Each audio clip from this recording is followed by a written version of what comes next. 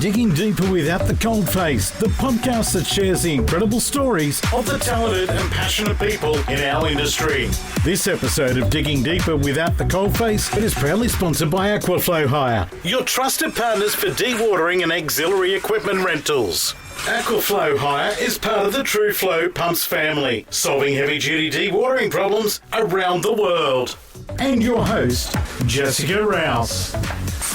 Now, wherever you are on any mining site, on a construction site, in a hospital, in an office, you've seen the TradeMutt shirts around. They're a conversation starter. They're bright, they're vibrant. You can't miss them. And we've spoken to the guys behind TradeMutt before in the magazine, and they definitely deserve their own podcast episode. So one half, the better half you could say, from TradeMutt, Dan joins us on this episode. Dan, how are you doing?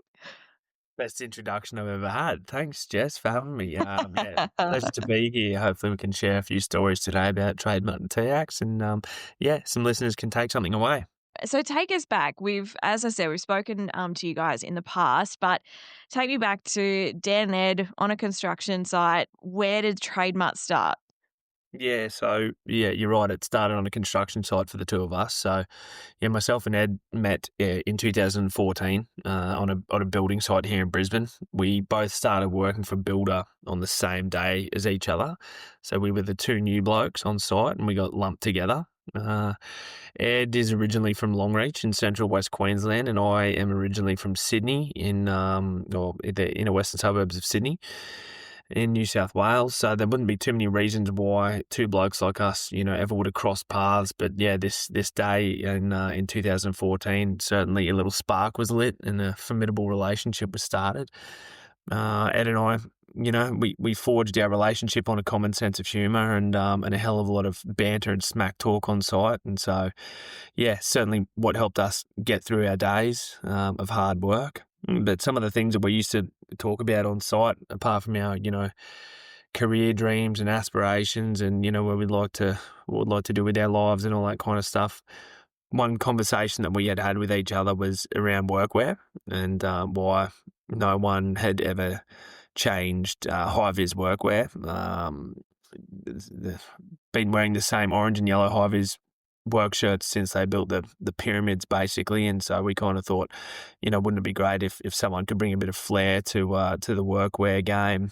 And for us, that was just an idea. That was just a conversation. It was not ever really something that I think we were ever serious about. It was just a chat that we'd had. But at the time, after myself and Ed sort of formed our partnership, we started working pretty much 7 days a week together. We would work for our builder Monday to Friday. We'd knock off at 3 or 4 o'clock in the afternoon, then we'd go out of an evening and do cashies, little kitchen and bathroom renovations or odd handyman jobs here and there. We'd work weekends, Saturdays and Sundays, and we started sort of saving our money together, thinking, maybe we could have a crack at starting a business together, not really knowing what we wanted to start though. In terms of TradeMutt, we're a mental health social enterprise, so there's a part of the story that has obviously sparked that side of things. And that was in 2015, when myself and Ed were working together on a building site here in Brisbane again, and I received a phone call from a mate of mine who was one of the first mates that I made when I moved to Brisbane, actually. His name was also Dan. And he was ringing me with some great news. And so that was a phone call that I took, and he was ringing to let me know that he had just secured a mature age carpentry apprenticeship to start Monday. And it was a phone call really of elation, the vibe was high.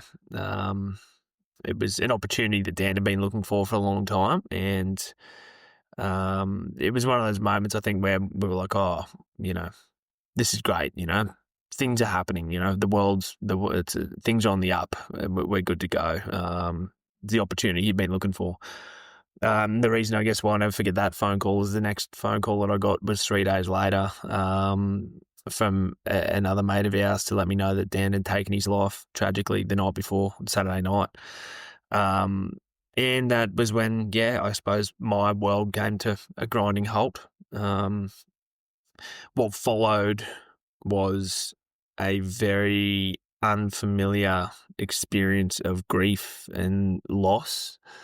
The initial shock and sadness, then the confusion and the asking questions of why, and then the feeling of being pissed off and angry and how could someone, how could this happen?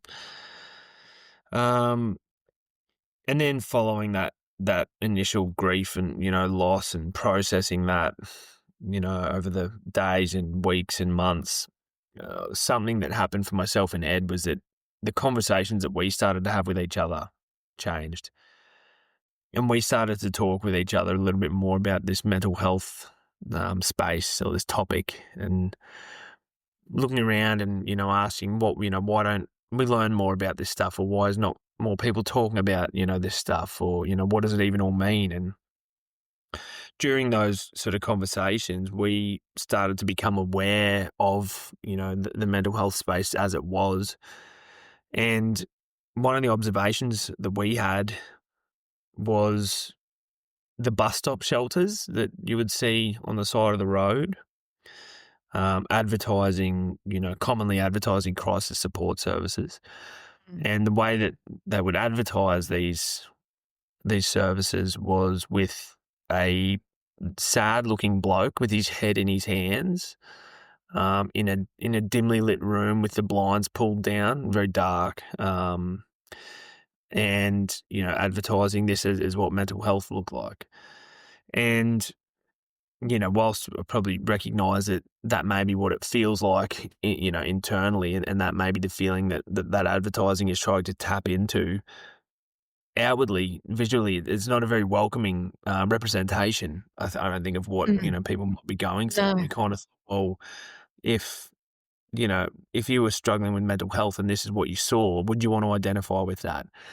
And, would that spur you into action, to do something about it? And to be honest, we kind of thought, I can't imagine it would for us. And so we looked at that, and that was the trigger point where we sort of thought, well, maybe someone needs to do something to flip the narrative, flip the script, and take a bit more of a colourful, fun and light-hearted approach to what is otherwise, a fairly heavy topic in conversation. And so that was when the wheels started spinning for the idea of TradeMutt. We had this idea for workwear. We thought, well, maybe we could create some funky workwear and use the loud, Larry prints to draw attention to the topic of mental health and help start conversations on site. And so that really is, the genesis of mine and Ed's relationship, and how TradeMutt ever came about. Obviously, there's a hell of a long story, in actually getting it up and off the ground and getting it going and all that kind of stuff. But yeah,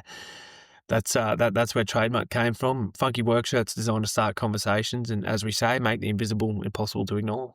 And it seems so obvious when you put it like that, like when you talk about that image that you would see at the bus shelter that's so dark, and I guess you would look at that and go, oh my God, that's so confronting. How would I ever approach that conversation with someone?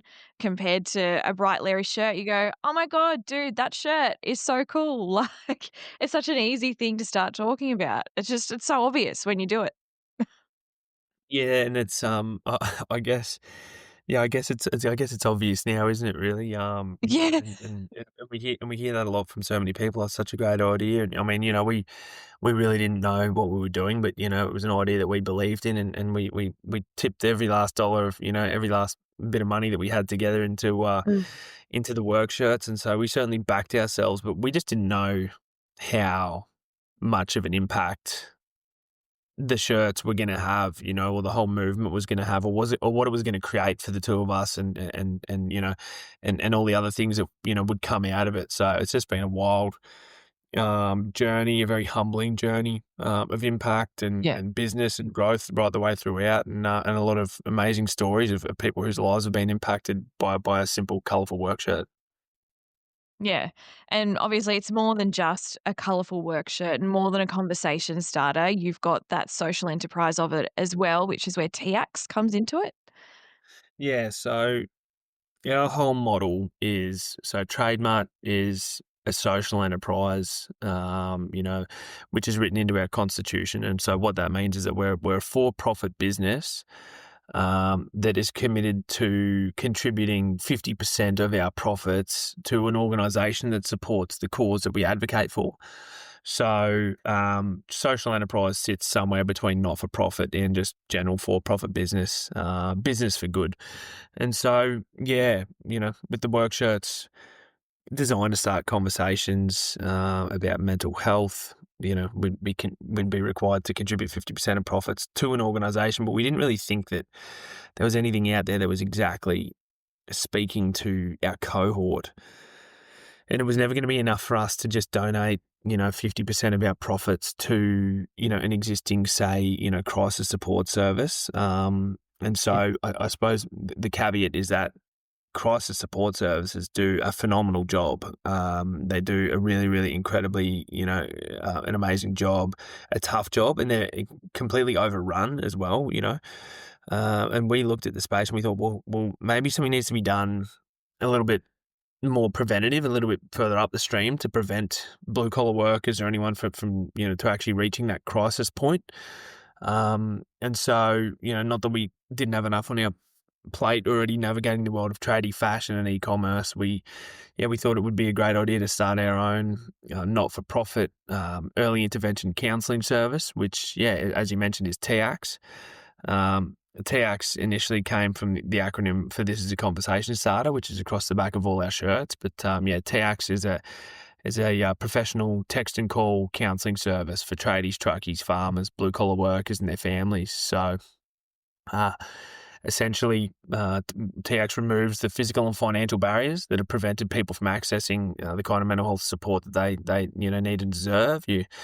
You speak to the same counsellor right the way throughout your journey. You don't have to, you don't have to pay a cent. And the goal of TIACS really is to keep blue collar workers, performing and being the best versions of themselves, and hopefully give them the tools, necessary to help prevent them from reaching that, point of crisis. Yeah. I think that the fact that when someone calls TIACS, they're talking to the same person every time. I feel like that simple thing alone is such a huge barrier for so many people. Already, it's hard to talk about and open up when you're, a miner working in a pit in the middle of Queensland. It's even harder to want to open up. So to have to repeat your story over and over to someone would be so challenging. So to be talking to the same person is so good. Yeah, and that's something that we, it's like one of the problems or challenges that we identified fairly early on was just that, for a lot of support services out there, you are speaking to someone different every time. There's no sort of continuity of care. And, it can feel maybe not as personal as it needs to be to really impact, people's help-seeking journeys. So, it's a massive, massive differentiating factor for us. You speak to the same counsellor, and, we want to make sure that that people don't become dependent on TIACS, that we can actually get them from point A to point B of needing us, to then point B of standing on their own 2 feet again and not needing us and thriving. So, we're seeing some pretty amazing results with TIACS and, a lot of amazing data and the reasons why people are actually reaching out and where they're reaching out from and what sort of presenting issues and symptoms that they seem to have. So, we're really seeing some trends and patterns emerging from anyone who reaches out. And we're seeing 95% of people who reach out to TIACS are coming from our target cohort. So it's pretty amazing. There you go. Yeah. Can you put a number on how many people TIACS has spoken to or helped over the years? So we're seeing about 600 clients a quarter currently, and they're having on average of 4.5 sessions per person. So awesome results for us. We're seeing that people are actually engaging in the process and coming back, again and again and again to keep on that process of help seeking. Some people just have one call just to find out what it's like, or other people might have, 10 sessions. we also, have been through a massive data and evaluation reform and rebuild because we, unfortunately, tech and IT and all this kind of stuff, we lost our first 2.5 years of data Oh, no. thanks to a third party that was no longer able to operate. So with that went all of our results. But what that did for us was give us a great opportunity to rebuild everything from scratch, and make sure that we're crossing our I's and dotting our what's that? Dotting our I's and crossing our T's, not crossing our I's. Yeah, that sounds right. So what we've got now is a completely rebuilt, best in class data and evaluation system. To really help us potentially, impact population data, in the not too distant future. So it should be pretty cool. Yeah, that's awesome. And the shirts are so cool. You see them everywhere. Like, I think every mine site that I go to, and not only mine sites, in the offices and at lunches, people are wearing like the polo TradeMutt shirts. The support that you've had from not only mining companies, but your Bunnings, your construction sites, everyone, did you ever think that it would have that kind of an impact and that support? Yeah, no, I really don't know what Ed and I were thinking when we started TradeMutt. I just don't think we knew what we had at our fingertips, in a sense of like, a commercial product that had that sort of broad appeal for tier 1, tier 2, tier 3, construction, mining, corporate, all this kind of stuff.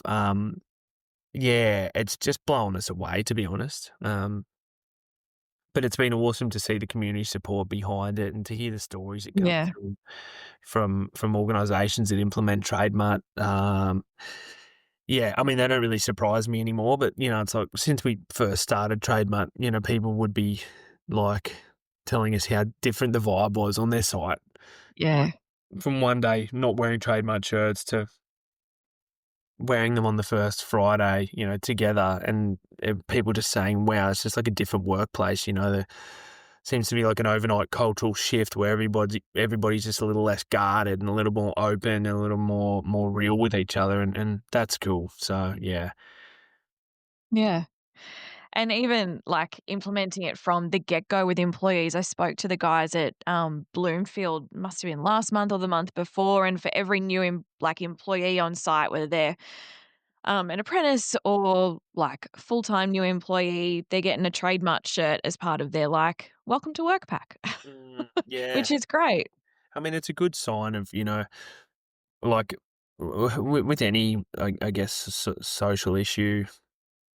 There's no one size fits all, I guess, No. solution to say mental health, right?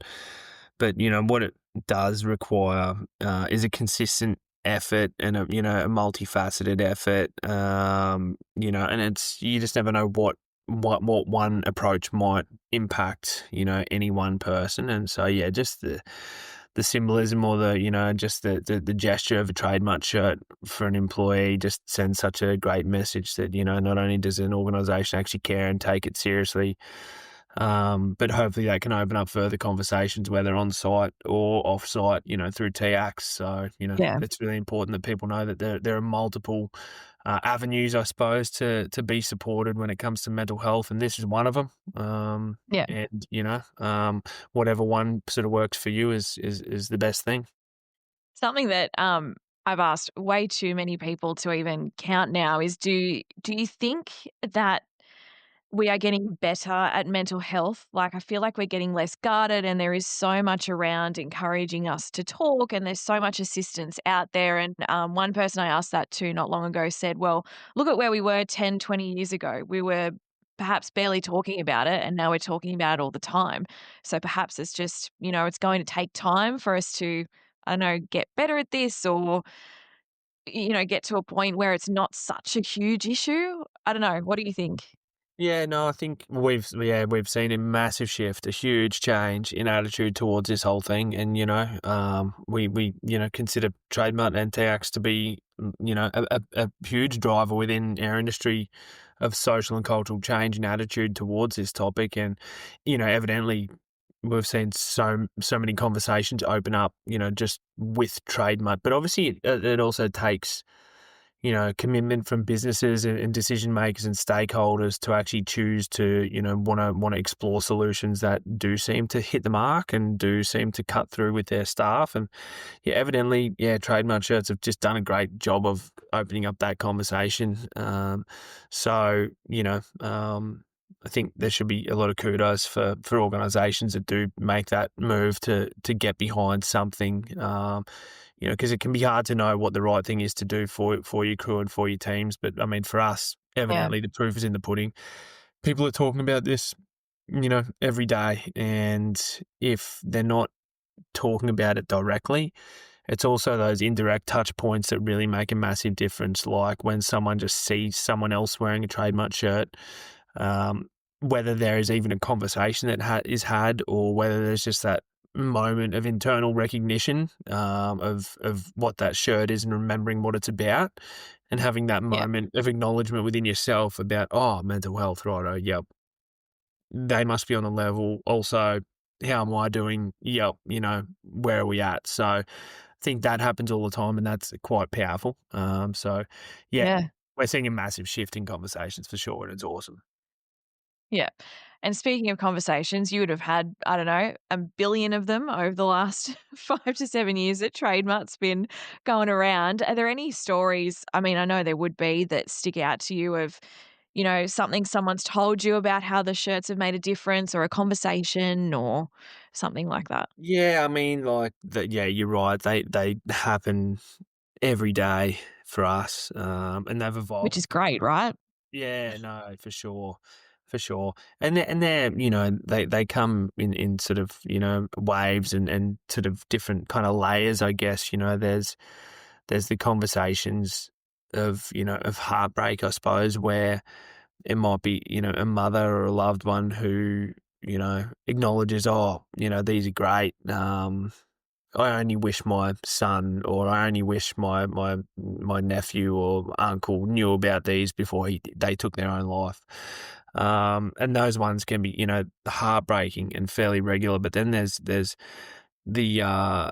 ones on the flip side, like, well, I mean, we just sort of talked offline about this one, which only just was sent through last week. About a construction worker in Brisbane wearing a TradeMutt shirt, and an office worker asking him what it was about. And the office worker ended up breaking down in tears, and the construction worker wearing the TradeMutt shirt sat with this guy outside Central Station in Brisbane for an hour, just chatting and debriefing with him. And this fella sort of went on to say that he was struggling with mental health and had considered taking his own life. And the fella who was wearing the TradeMutt shirt, literally sort of after explaining to him what it was all about, he took the shirt off his own back and handed it to him. He gave him his shirt. He said, here, mate, like, take this, keep this as a reminder that, that I care, that someone cares, that the world cares, and that, it's worth fighting for. And so, gave him his shirt off his very own back, and they stay in regular contact, those two dudes now. So cool. Probably another side to that story that I probably haven't shared is that after contacting the fella, the construction worker who did this gesture, he went on to tell me, a pretty tragic story about the fact that, he lost one of his best mates who'd taken his own life last year. And he'd been beating himself up for, 12 months because he wasn't there for him, and he wasn't there to have that conversation when his mate probably needed it. And at that point in Yeah. time, when this fella came past, this office worker who needed that conversation, he felt like that was his opportunity to make up for what he wasn't able to do for his own mate, which is why he sat with him for that hour and made sure that he didn't leave him until there was a smile on his face. So, it's pretty crazy when you hear about, what people actually deal with and the reasons why, what drives them, and that, sometimes there's a pretty precious moments where you can come past someone who you never know, what they're going through. Everyone's fighting a secret battle that you know nothing about. So kindness and empathy is key. So yeah. Yeah, exactly. That's amazing. How are you doing? Like after hearing stories like that, which you hear so often, I imagine it couldn't not have an impact. Yeah, I mean, no, you're right. Like, yeah, these stories do have an impact, and like they have definitely, right the way throughout this journey, have like it's interesting, because like I'm in the business of mental health. Ed and I are both in the business of mental health, and we've created these two businesses to support a community, but also we're still in business, right? So we still face the same challenges, that anyone in business faces. We've got bills, we've got staff, we've got obligations, we've got sales targets, all this kind of stuff. But on the flip side, on the other side of that, we've also got these incredible stories of impact or heartache and the heavy side of things. So, we've gotten really good at knowing how to process the stories that we do hear and how to sort of protect ourselves, from not taking on, too much of anything that we shouldn't be taking on, but to also respect the fact that, people really vibe with what we've done and they've created, a whole lot of positive impact and stories. So, yeah, Ed and I make sure that we look after our own mental health as best we can. We both see our own psychs fairly regularly just to do those tune-up check-ins because we know that, that's what we encourage anyone to do with TIACS. The only Yeah. difference is we can't use the TIACS counsellors because they work for us. So, if you're debriefing with one of your own counsellors on the phone about cash flow issues and that kind of stuff, it's probably not going to go down too well. But yeah, no. So we make sure that we do all the things that we advocate for other people to do. It's maintaining a solid support network, good open communication, self-care routines, making sure that we're doing all the things that fill our cup so that we can continue to be what we need to be for the community, because it's a profound journey that we're on, and Yeah. sometimes it's it blows me away because it's not exactly where I ever imagined my life ending up, but I also don't know where I imagined my life ending up. But what I do know is that it's ended up right in the perfect place. This is what I was put on the earth to do, this kind of stuff. And so I'm very thankful that, despite experiencing tragedy and heartache, that, my life has led me to a place where we can impact the community and hopefully prevent others from going through the same sort of heartache and tragedy. So yeah, it's a crazy journey, and the roller coaster ride every day is up and down and round and round. So Yeah. ride it and just hang on for dear life. That's right, exactly. That's the perfect spot to end. But before I let you go, what's one thing you would like to leave our listeners with? A piece of advice or, I don't know, something you've heard along the way? Well, I mean, we've talked about TIACS, and I think that's probably an important place to leave people with. Our whole model with TradeMutt and TIACS is all revolving around help-seeking behaviour and helping improve help-seeking behaviour for tradies, truckies, farmers, blue-collar workers and their families. We're an interesting bunch. We solve problems on a daily basis with our hands usually. And we also commit a fair bit of brain power to be able to solve those problems as well, and we're really good at that kind of stuff. But we haven't always been notoriously great for solving any kind of deeper emotional problems. So that's really where TIACS steps in to help support those blue collar workers to be able to work through some of the challenges that they've got. So it's not all about depression and anxiety. Sometimes it's just the situational stresses that we all go through on a daily basis that can wear us down. And those things I'm talking about are, financial stress, work stress, health issues that we all go through, which, cause a lot of stress. I already mentioned work. Grief and loss is a big one. People experience grief and loss as a lot to process, and that's something that everyone at some point in their life will experience. Relationships, that's the number one reason why anyone reaches out to TIACS currently. So these kinds of situational stresses that we all go through, these are the perfect kinds of reasons that you might reach out to TIACS to just gain a little bit of extra support. Now, all of those things that I mentioned, in isolation, they are stressful, right? If you're dealing with work stress, but everything else is great, Yeah. okay, it's one part of your life. But if you're dealing with any number of those things all at once, 2, 3, 4 of those things, it can really start to pile up and weigh you down. And I know what that's like myself. I've been there, multiple times throughout my life, where you're dealing with family stuff, work stuff, financial stuff, and it can all just feel like a bit much. Yeah. It's the perfect signpost, I suppose, to reach out to TIACS, So, as I said, we're not a crisis support service. We're early intervention. You can contact TIACS to help handle situational stresses. You can contact TIACS if you're concerned about a loved one, a mate, or a colleague. You can contact TIACS for a tune-up session, or you can chat to a counsellor to just find out how it all works. So you don't have to be struggling yourself. There's 4 really good reasons why you could reach out to TIACS. And if you want to know how it all works, just ring the number 04888 469 8888, text or call. We're the best blue-collar counselling service in Australia. We're also the only blue-collar counselling service in Australia, which automatically makes us the best. But even if there are others, we'd still be the best. We have the best counsellors. Find out for yourself. It's completely free. It's like having a personal trainer in your pocket for your mind. So, reach out and find out what TIACS is all about. And, of course, don some TradeMutt shirts, wear the colours, start a conversation. It's a powerful movement. 100%. We'll put links on this podcast description, all that sort of thing as well. Dan, thank you so much for joining us. It's been a bloody pleasure. Thanks, Jess. Well, thank you for joining us for this episode of Digging Deeper with the Coalface. You can download more episodes of the podcast on all your favourite podcast platforms, Spotify, Apple Podcasts, also on YouTube, Amazon Music, all the usual places. Make sure you leave us a rating and a review. We'd love to hear what you thought.